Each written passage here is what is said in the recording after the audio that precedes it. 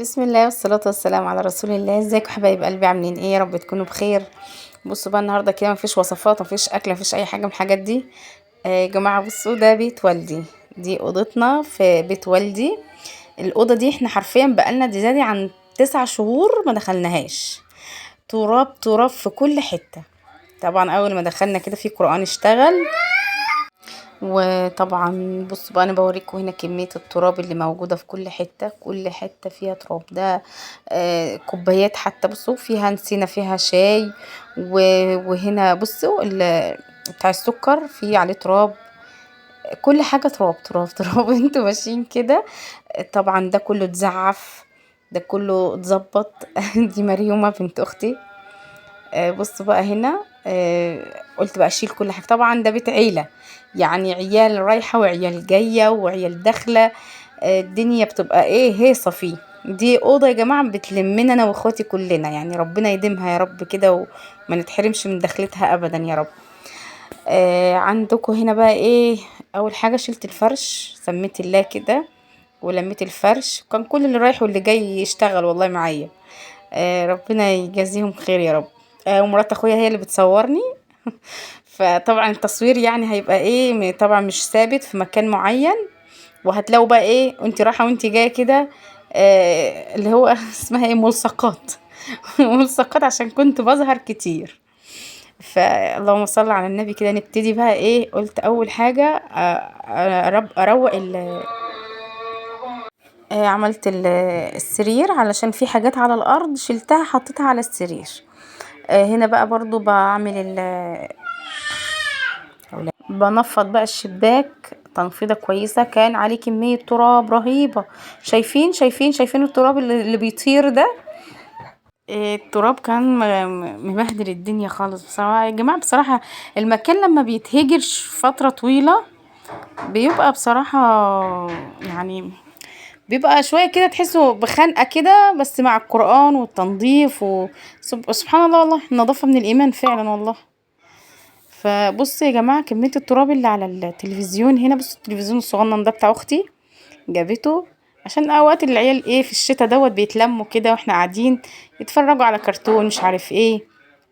بس هنا المكتبة دي برضو بتاعت، بص كل حاجة هنا موجودة في الأوضة دي بتاعت أختي، الله يبارك لها يا رب ويديها الصحة والعافية يا رب. فهي اختي ديت يا جماعه، اختي وامي وصاحبتي، ربنا يبارك فيها يا رب ويصلح حالها ويهدي لها يا رب الحال يا رب. بس هنا بقى برضو بقى من غير اي منظفات بصراحه، ما جبتش اي حاجه لاني ما كنتش عامله حسابي ان الدنيا هتبقى فظيعه كده. يعني انا ما جبتش لا ملمع ولا اي حاجه بصراحه. هي بالقماشه وتنفيض تنفيض تنفيض عشان باذن الله نبقى نروح على طول ومش هيبقى فيه كميه التراب دي بس. فربنا يصلح لكم حالكم يا رب ويهدي لكم حالكم. وما تنسونيش يا جماعه بالله عليكم في اللايك وفي الاشتراك. ربنا يهدي لكم الحال يا رب، يصلح لكم الحال. بصراحه الواحد تعب اصلا والله العظيم في الفيديو ده وفي في التنظيفه دي. بصراحه كانت فظيعه، يعني خدت حوالي ساعه ونص كده. بس ساعه ونص طحن. بصوا هنا اتنضفت الى حد ما. بصوا بقى الكنبه دي انا بقول لكم ان انا هنضف هنا. بصوا هنا ديت كده تتكنس، وتحت السرير هيتكنس برضو وتتحط هنا مكانها. ديت يا جماعه بتاعت المروحه دي بتاعت حماتي، ربنا يرحمها ويغفر لها يا رب. بتاعت حماتي هنا كنت برضو كانت مليانه تراب، قلت ان انا افكها وانفضها برضو تنفيضه كويسه. تمام. دي مروحه اختي برضو ام ياسمين، وديت مروحه حماتي. بس هنا برضو ايه، اللهم صل على النبي، برضو كنت بلمع الكنبة دي ونحطها بقى ايه الناحية التانية. هي بصراحة اللهم ذكرني يا رب يا جماعة. بصوا انا بقول لكم ده بيت عيلة، يعني عيال بتنام وعيال بتقوم. في حاجات كده ايه. بصوا هنا كنا بصوا اللهم بارك، بنات العيلة كلها اتلموا. شايفين البنات كلها اتلمت والولاد اتلموا تاني. احنا لسه والله ما كناش خلصنا اصلا والعيال جم. فربنا يجعله عامر يا رب ومفتوح دايما يا رب. بصوا ما شاء الله اللهم بارك على البنات. بصوا دول عيالي وعيال اخواتي، ربنا يبارك فيهم يا رب ويحفظهم يا رب.